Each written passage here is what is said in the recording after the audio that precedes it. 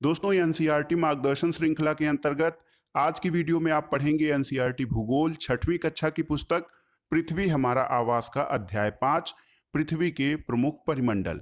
आज का वीडियो बहुत ही महत्वपूर्ण है दोस्तों। यह आपके प्रारंभिक भूगोल के समझ को और भी स्पष्ट करेगा और इस अध्याय के अध्ययन से आप समझ पाएंगे कि भूमंडल क्या है, वायुमंडल क्या है, जलमंडल किसे कहते हैं, इसके अलावा जीवमंडल या बायोस्फीयर किसे कहते हैं। साथ ही आप जान पाएंगे महाद्वीप यानी कंटेंट क्या है और पृथ्वी पर कुल कितने महाद्वीप हैं, इनकी क्या विशेषताएं हैं, महासागर कितने हैं, इनकी क्या विशेषताएं हैं। इसके अलावा वायुमंडल के विभिन्न स्तरों के संबंध में भी आप जान पाएंगे। तो आइए शुरू करते हैं आज का वीडियो। दोस्तों, रिव्यू या प्रीव्यू है पिछले चैप्टर का। जैसा कि आप जानते हैं कि पृथ्वी एकमात्र ऐसा ग्रह है जहां पर जीवन है, इसलिए पृथ्वी को नीला ग्रह, यहाँ पे पानी है इसलिए नीला ग्रह या ग्रीन प्लेनेट या हरित ग्रह कहा जाता है, क्योंकि यहाँ पर जीवन और जीवन की परिस्थितियां हैं। मानव यहाँ जीवित रह सकता है क्योंकि जीवन के लिए आवश्यक दशाएं पृथ्वी पर मौजूद हैं और इसके अलावा जीवन के लिए जो आवश्यक तत्व हैं भूमि, जल और हवा, ये सब पृथ्वी पर मौजूद हैं। पृथ्वी की सतह ऐसी है जिसमें पर्यावरण के 3 प्रमुख घटक आपस में मिलते हैं। बहुत ही महत्वपूर्ण है, ये आप सेंटेंस ध्यान दीजिएगा।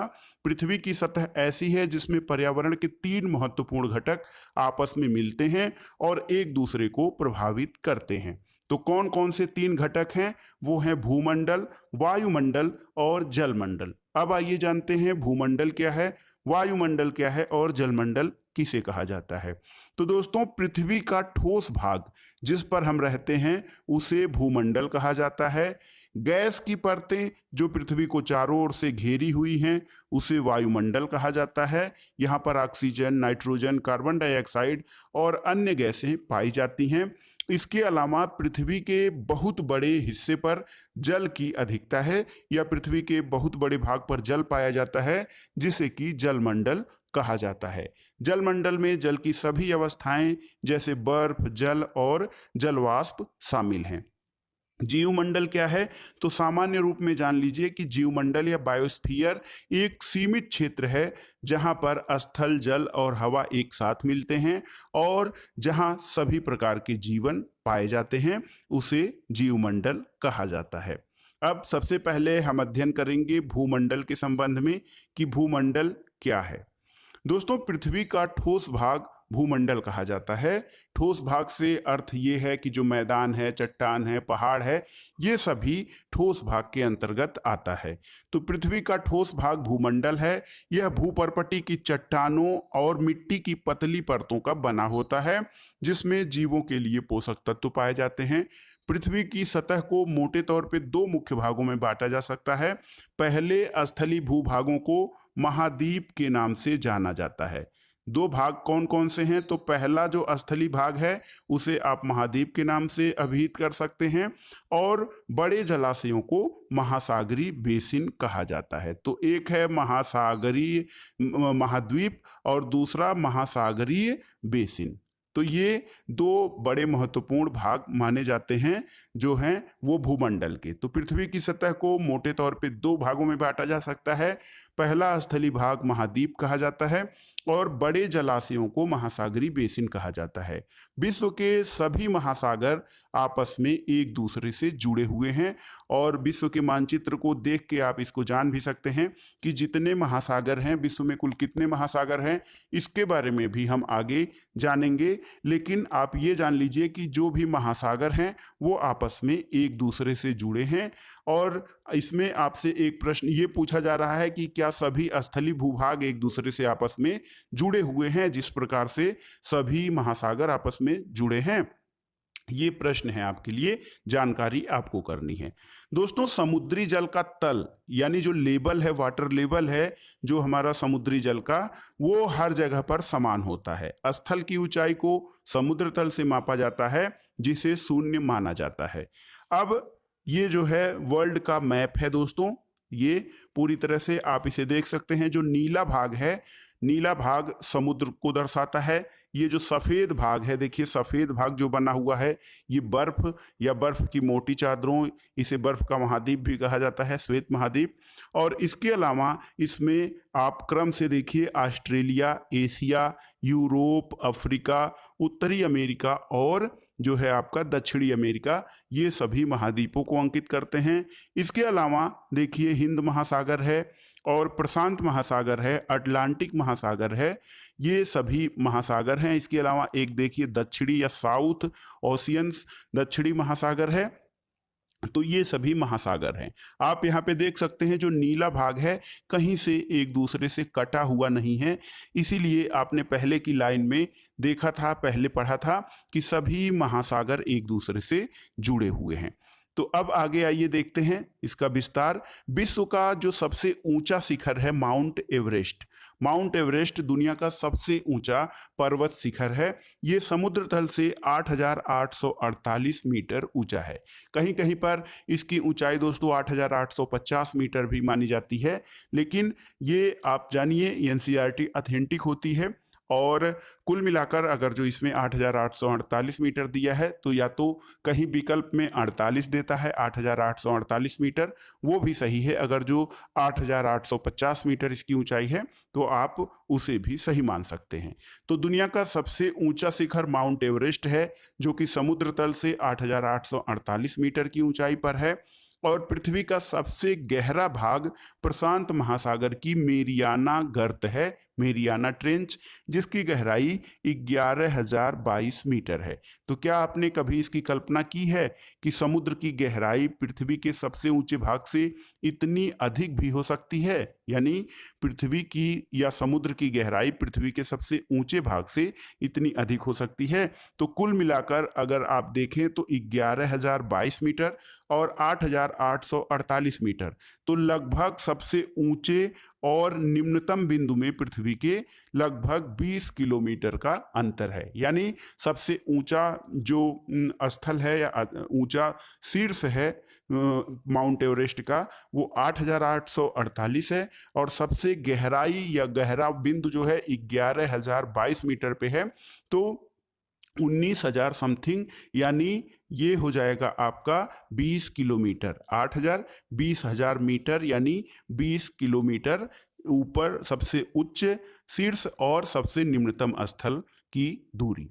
अब आइए जानते हैं महाद्वीप, महाद्वीपों के बारे में जानते हैं। उसके पहले एक तथ्य आप जान लीजिए, यहाँ ब्लू बॉक्स में बना हुआ है एक तथ्य कि क्या आप जानते हैं न्यूजीलैंड के एडमंड हिलेरी और भारत के तेंजिंग नोर्गे शेरपा 29 मई 1953 को पृथ्वी के सबसे ऊंचे माउंट एवरेस्ट शिखर पर चढ़ने वाले पहले व्यक्ति थे। तो बहुत ही महत्वपूर्ण है, माउंट एवरेस्ट पर चढ़ने वाले प्रथम व्यक्ति 29 मई 1953 को इस पर चढ़े थे, जिसमें न्यूजीलैंड के एडमंड हिलेरी और भारत के तेंजिंग नोर्गे शामिल हैं। इसके अलावा महिलाओं में जापान की जुंको ताबेई विश्व की पहली महिला हैं, जिन्होंने 16 मई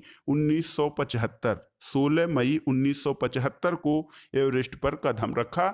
और भारत की पहली महिला वो हैं बछेंद्री पाल। ये भारत की पहली महिला माउंट एवरेस्ट विजेता हैं और इन्होंने 23 मई 1984 को एवरेस्ट पर अपना कदम रखा था।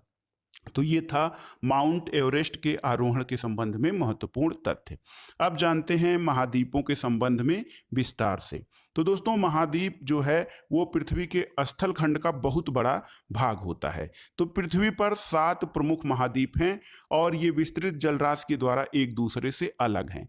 अब आपके दूसरे प्रश्न का उत्तर मिल गया कि जो सभी महाद्वीप हैं क्या ये भी एक दूसरे से जुड़े हैं? तो नहीं, ये विस्तृत जलराशि के द्वारा एक दूसरे से अलग हैं। ये महाद्वीप कौन कौन से हैं? तो ये महाद्वीप हैं एशिया, यूरोप, अफ्रीका, उत्तरी अमेरिका, दक्षिणी अमेरिका, ऑस्ट्रेलिया और अंटार्कटिका। ये कुल मिलाकर 7 महाद्वीप हैं दोस्तों। तो ये देखिए 7 महाद्वीप, एशिया, यूरोप, अफ्रीका, उत्तरी अमेरिका, दक्षिणी अमेरिका, ऑस्ट्रेलिया और अंटार्कटिका। और जो चित्र आपने ऊपर देखा है आप उसको फिर से देख लीजिएगा। उस चित्र में आप देख सकते हैं कि स्थल का बहुत बड़ा भाग उत्तरी गोलार्ध में पाया जाता है। तो जो स्थलीय भाग है उत्तरी गोलार्ध में वो अधिक मात्रा में है, जबकि दक्षिणी गोलार्ध में जो जलीय भाग है वो अधिक मात्रा में है। एशिया के बारे में जानते हैं तो एशिया विश्व का सबसे बड़ा महाद्वीप है। ये पृथ्वी पर कुल क्षेत्रफल के 1/3 भाग में फैला हुआ है। यह महाद्वीप पूर्वी गोलार्ध में स्थित है।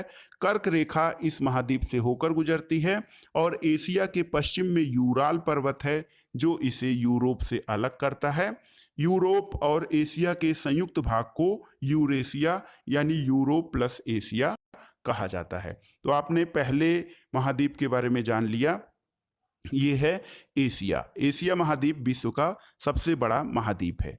दूसरा यूरोप है। तो दोस्तों यूरोप एशिया से बहुत छोटा है। यह महाद्वीप एशिया के पश्चिम में स्थित है और जो यूराल पर्वत है वो इसे एशिया महाद्वीप से अलग करता है। आर्कटिक वृत्त इससे होकर गुजरता है और यह 3 तरफ से जल से घिरा हुआ है। यूरोप महाद्वीप 3 तरह से जल से घिरा हुआ है। 3 तरफ से जल से घिरे हुए विस्तृत भूखंड को प्रायद्वीप कहा जाता है। इसलिए आप यूरोप को प्रायद्वीपीय महाद्वीप भी कह सकते हैं। अफ्रीका महाद्वीप के बारे में जानते हैं तो अफ्रीका एशिया के बाद दुनिया का सबसे बड़ा महाद्वीप है। एशिया के बाद जो है क्षेत्रफल के आधार पे अफ्रीका दूसरे स्थान पर आता है। तो अफ्रीका जो है वो दूसरा सबसे बड़ा महाद्वीप है।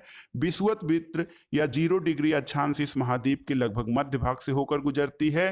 अफ्रीका का बहुत बड़ा भाग उत्तरी गोलार्ध में स्थित है और आप अगर जो चित्र को देखें तो आप पाएंगे कि यह ऐसा महाद्वीप है जिससे होकर कर्क, विषुवत और मकर तीनों ही रेखाएं गुजरती हैं। सहारा का विस्तृत रेगिस्तान विश्व का सबसे बड़ा गर्म रेगिस्तान है जो कि अफ्रीका में स्थित है। यह महाद्वीप जो है चारों तरफ से समुद्रों और महासागरों से घिरा हुआ है और विश्व की सबसे लंबी नदी जो कि नील नदी है अफ्रीका से होकर गुजरती है और कर्क रेखा, मकर रेखा और विषुवत रेखा इस महाद्वीप से तीनों रेखाएं होकर गुजरती हैं। अब आइए उत्तरी अमेरिका के बारे में जानते हैं। तो उत्तरी अमेरिका दुनिया का तीसरा सबसे बड़ा महाद्वीप है। यह दक्षिणी अमेरिका से एक सक्रिय स्थल से जुड़ा हुआ है जिसे पनामा जलसंधि कहते हैं। तो उत्तरी अमेरिका तीसरा बड़ा महाद्वीप है। ये दक्षिणी अमेरिका से एक सक्रिय स्थल से जुड़ा हुआ है जिसे पनामा संधि कहा जाता है और यह महाद्वीप पूरी तरह से उत्तरी और पश्चिमी गोलार्ध में स्थित है। यह महाद्वीप 3 महासागरों से घिरा है। तो कौन कौन से महासागर हैं आप इसके बारे में बताइएगा हमें कि 3 महासागर कौन कौन से हैं जिनसे उत्तरी अमेरिका घिरा हुआ है। ये देखिए दोस्तों, दक्षिणी अमेरिका पढ़ने से पहले ये जान लेते हैं स्थल संधि। उत्तरी अमेरिका है और ये दक्षिणी अमेरिका है। स्थल संधि किसे कहते हैं तो स्थल का एक सकरा भाग होता है जो 2 बड़े स्थलीय भागों को एक दूसरे से जोड़ता है, इसे स्थल संधि कहते हैं। जल संधि क्या है तो दोस्तों जल संधि पानी का सकरा भाग होता है जो 2 बड़ी जलराशि जैसे समुद्रों और महासागरों को एक दूसरे से जोड़ता है। भारत और श्रीलंका के बीच स्थित जल संधि का नाम पाक जल संधि है। पाक जल संधि जो भारत और श्रीलंका के बीच बड़ी जलराशियों को एक दूसरे से जोड़ता है। तो स्थल संधि जो होता है वो स्थल के सकरा भाग होता है और जल संधि जल या पानी का सकरा भाग है जो 2 बड़ी जलराशियों को जोड़ता है। स्थल राशि या स्थल संधि 2 बड़े स्थलों को जोड़ने वाला एक सकरा स्थल क्षेत्र होता है। अब दक्षिण अमेरिका के बारे में जानते हैं। तो दक्षिण अमेरिका का अधिकांश भाग दक्षिणी गोलार्ध में स्थित है। इसके पूरब और पश्चिम में 2 महासागर हैं। तो पूरब में देखिए दोस्तों, दक्षिण अमेरिका के जो पूरब में अटलांटिक महासागर है और दक्षिण में पश्चिम में प्रशांत महासागर है। विश्व की सबसे लंबी पर्वत श्रृंखला एंडीज पर्वत श्रृंखला इसके उत्तर से दक्षिण की ओर फैली हुई है। दक्षिण अमेरिका में उत्तरी सिरे से लेकर दक्षिण तक विश्व की सबसे लंबी पर्वत श्रृंखला एंडीज पर्वत श्रृंखला है। तो आपने देखा कि जो हिमालय पर्वत श्रृंखला है उसका सर्वोच्च पर्वत शिखर जो है वो एवरेस्ट है। वो हिमालयन जो पर्वत श्रृंखला है ये दुनिया की सबसे ऊंची पर्वत श्रृंखला है, जबकि सबसे लंबी पर्वत श्रृंखला एंडीज पर्वत श्रृंखला है और ये दक्षिण अमेरिका महाद्वीप में स्थित है।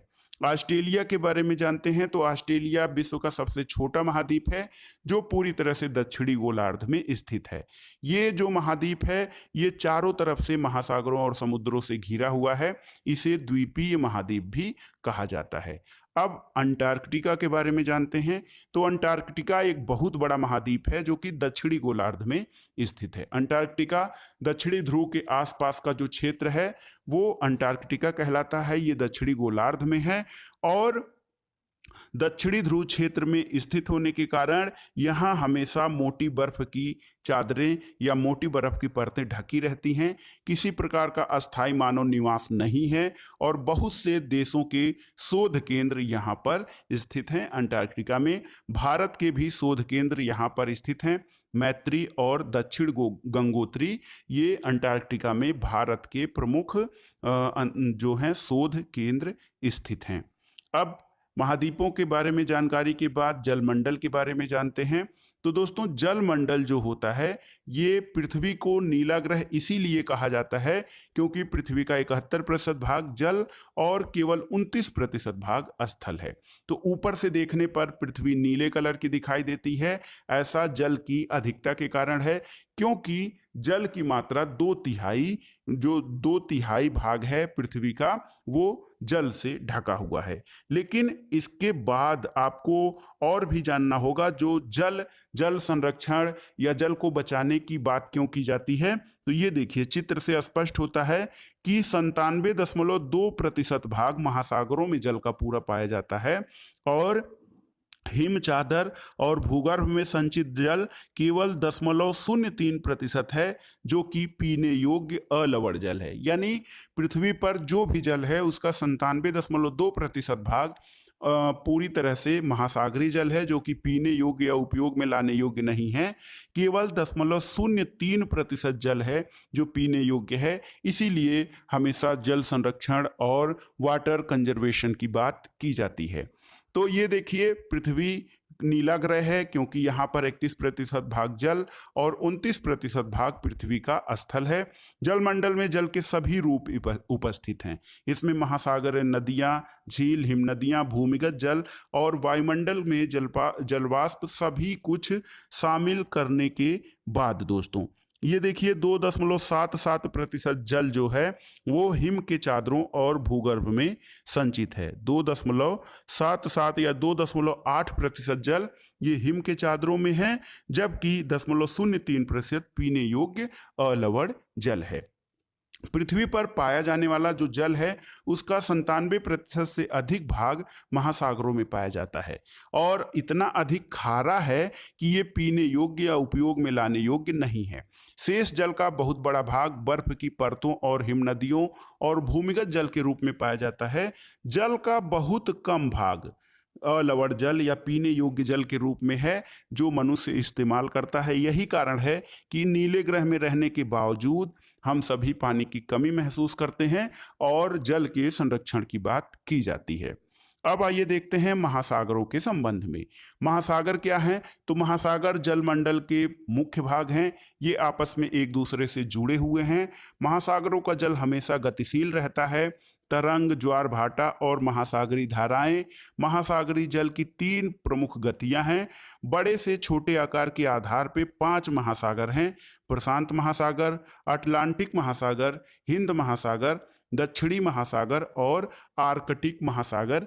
ये महासागर 5 महासागर हैं कुल। इसमें आपने क्रम से देखा, सबसे बड़ा प्रशांत महासागर, दूसरे स्थान पर अटलांटिक, तीसरे स्थान पर हिंद महासागर, फिर दक्षिणी महासागर और 5वें पर आर्कटिक महासागर है। इनके बारे में थोड़ा विस्तार से जान लेते हैं। तो प्रशांत महासागर जो है दोस्तों वो सबसे बड़ा महासागर है। ये पृथ्वी के 1/3 भाग पर फैला हुआ है। पृथ्वी के 1/3 भाग पर केवल प्रशांत महासागर ही फैला हुआ है।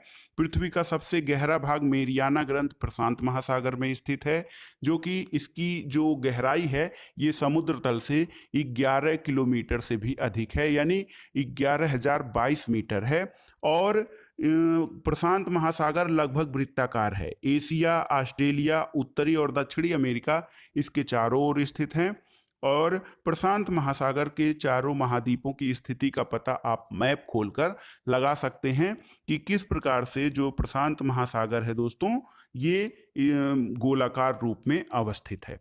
दूसरा महासागर अटलांटिक महासागर है। ये दुनिया का दूसरा सबसे बड़ा महासागर है। यह अंग्रेजी भाषा के यस अक्षर का आकार का बना हुआ है। तो ये जो महासागर है, ये उत्तरी और इसके पश्चिमी किनारे पर उत्तरी और दक्षिणी अमेरिका है और पूर्वी किनारे पर यूरोप और अफ्रीका। तो महत्वपूर्ण है उसके बीच वाला जो क्षेत्र है, आपने जो मैप देखा है यूरोप और अफ्रीका, इसके अलावा पश्चिम साइड में दक्षिण और उत्तरी और दक्षिणी अमेरिका, इनके बीच में ही अटलांटिक महासागर स्थित है। अटलांटिक महासागर की तट रेखा बहुत अधिक दंतुरित यानी कटी फटी है। ये देखिए दंतुरित या कटी फटी तट रेखा आपको दिखा रहा है। ये इसी प्रकार की है। अटलांटिक महासागर की जो तट रेखा है वह दंतुरित है और अनियमित और दंतुरित तट रेखा जो होती है वो प्राकृतिक पोताश्रय यानी प्राकृतिक बंदरगाहों और पत्तनों के लिए आदर्श स्थिति होती है और व्यापार की दृष्टि से ये सबसे व्यस्त महासागर है। इसके अलावा तीसरा जो महत्वपूर्ण महासागर है हिंद महासागर। हिंद महासागर या इंडियन ओशन ऐसा महासागर है जिसका नाम किसी देश के नाम पर यानी भारत के नाम पर रखा गया है। यह महासागर लगभग त्रिभुजाकार है। इसके उत्तर में एशिया, पश्चिम में अफ्रीका और पूरब में ऑस्ट्रेलिया महाद्वीप स्थित हैं। दक्षिणी महासागर के बारे में जानते हैं तो साउथ ओशियन जो है ये अंटार्कटिका महाद्वीप को चारों ओर से घेरे हुए है। यह अंटार्कटिका महाद्वीप से उत्तर की ओर 60 डिग्री दक्षिणी अक्षांश तक फैला हुआ है। इसके अलावा आर्कटिक महासागर, तो आर्कटिक महासागर उत्तरी वृत्त या उत्तरी ध्रुव वृत्त क्षेत्र में स्थित है। यह उत्तर ध्रुव के चारों ओर फैला हुआ है। ये प्रशांत महासागर से छिछले जल वाले एक सक्रिय भाग से जुड़ा हुआ है जिसे कि बेरिंग जल संधि कहा जाता है। आर्कटिक महासागर प्रशांत महासागर के एक छिछले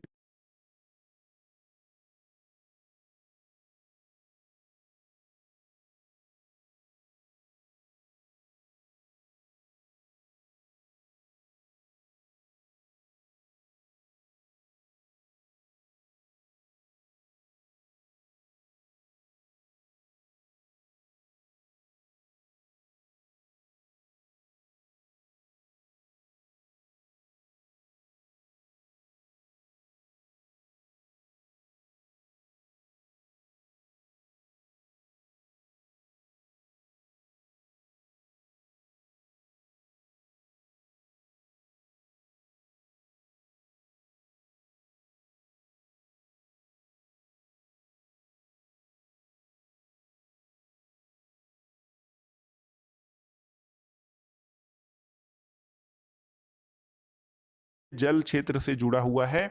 इसे बेरिंग जल संधि या बेरिंग जल डमरू मध्य कहा जाता है और यह उत्तरी अमेरिका के उत्तरी तटों तथा यूरेशिया से घिरा हुआ है। महासागरों की जानकारी के बाद आइए जानते हैं वायुमंडल। तो ये जो चित्र आपको दिखाई दे रहा है दोस्तों, हमारी पृथ्वी चारों ओर से गैसों की एक परत से घिरी हुई है। यानी पृथ्वी के वायुमंडल में जो है वो बहुत विभिन्न प्रकार की गैसें हैं जिनमें ऑक्सीजन, नाइट्रोजन, कार्बन डाइऑक्साइड और विभिन्न प्रकार की कम मात्रा में गैसें हैं। और ये जो परत है पृथ्वी को चारों ओर से घेरे हुए गैसों की परत, इसी को वायुमंडल कहा जाता है। वायु की पतली परत इस ग्रह का संपूर्ण, महत्वपूर्ण और अटूट भाग है। ये हमें ऐसी वायु प्रदान करती है जिससे हम लोग सांस लेते हैं और यह वायुमंडल हम लोगों को सूर्य की कुछ हानिकारक किरणों से भी बचाता है।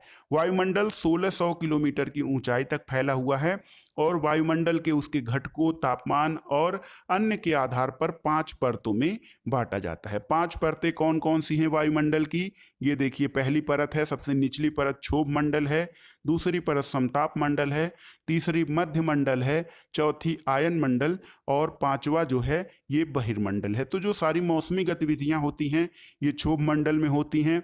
समताप मंडल में ओजोन की एक परत स्थित होती है जो सूर्य से आने वाली पराबैंगनी विकिरण से हमारी रक्षा करती है।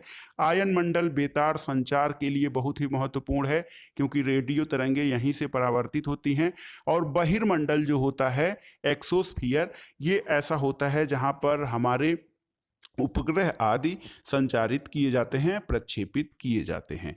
तो आपने वायुमंडल की पांचों परतों और उनकी विशेषताओं के बारे में जान लिया। पृथ्वी की सतह से शुरू करते हुए जो क्रम होता है परतों का, क्षोभ मंडल, समताप मंडल, मध्य मंडल, आयन मंडल और बहिर्मंडल कहा जाता है। वायुमंडल, तो दोस्तों वायुमंडल जो है वो मुख्य रूप से ऑक्सीजन और नाइट्रोजन का बना हुआ है। बहुत ही महत्वपूर्ण है। वायुमंडल में प्रमुख गैसें जो पाई जाती हैं ऑक्सीजन और नाइट्रोजन, और साफ और शुष्क हवा का 99% भाग ऑक्सीजन और नाइट्रोजन ही है। आयतन के अनुसार नाइट्रोजन 78% और ऑक्सीजन 21%, और अन्य दूसरी गैसें कार्बन डाइऑक्साइड और आर्गन आदि गैसों की मात्रा 1% में पाई जाती है। ऑक्सीजन जीवन दायिनी गैस कही जाती है और ऑक्सीजन सांस लेने के लिए आवश्यक है, जबकि नाइट्रोजन गैस प्राणियों की वृद्धि के लिए आवश्यक है। कार्बन डाइऑक्साइड या CO2 बहुत कम मात्रा में वायुमंडल में है, लेकिन ये पृथ्वी के द्वारा छोड़ी गई ऊष्मा को अवशोषित करती है, जिससे हमारी पृथ्वी गर्म रहती है, और यह पौधों की वृद्धि के लिए भी आवश्यक है। तो ऐसे देखा जाए कार्बन डाइऑक्साइड हानिकारक भी है और लाभदायक भी है। बहुत बार प्रश्न पूछा गया है कि कार्बन डाइऑक्साइड हानिकारक गैस है या लाभदायक। तो ये दोनों प्रकार की गैस है। कार्बन डाइऑक्साइड हानिकारक भी है और लाभदायक भी है। ये कैसे? तो इसके बारे में हमें आप कमेंट बॉक्स में बताइएगा कि कार्बन डाइऑक्साइड किस प्रकार से हानिकारक है और किस प्रकार से हमारे लिए लाभदायक है। दोस्तों, ऊंचाई के साथ वायुमंडल के घनत्व में भिन्नता आती रहती है। जैसे जैसे ऊंचाई बढ़ती है, वायुमंडल में जो गैसों का घनत्व है उसमें भिन्नता आती है। यह घनत्व जो है समुद्री तल पे सबसे अधिक होता है, और जैसे जैसे हम ऊपर की ओर बढ़ते हैं यह तेजी से घटता जाता है। पहाड़ों पर पर्वतारोहियों को हवा के घनत्व में कमी के कारण सांस लेने में कठिनाई होती है और उन्हें ऑक्सीजन सिलेंडर अपने पास ले जाना पड़ता है। ऊंचाई पर सांस लेने के लिए उन्हें अपने साथ ऑक्सीजन सिलेंडर लेकर जाना पड़ता है। जैसे जैसे हम ऊपर की ओर जाते हैं तापमान भी घटता रहता है। तापमान में भी घटोत्तरी पृथ्वी से ऊंचाई बढ़ने के साथ साथ होती है, और एक स्थान से दूसरे स्थान पर अलग अलग तापमान इसीलिए होता है। और वायुमंडल पृथ्वी पर दबाव भी डालता है, जिसे एटमॉस्फेयर प्रेशर या वायुमंडलीय दाब कहते हैं। कुछ क्षेत्रों में हमें अधिक दाब महसूस होता है, जबकि कुछ क्षेत्रों में कम। वायु उच्च दाब से निम्न वायु दाब की ओर बहती है, और गतिशील वायु को पवन भी कहा जाता है। तो कुल मिलाकर ये आपने वायुमंडल की दशाएं पढ़ी, उनके विभिन्न परतों के बारे में पढ़ा, कौन कौन सी गैसें पाई जाती हैं इनके बारे में। अब जानते हैं जीवमंडल के संबंध में।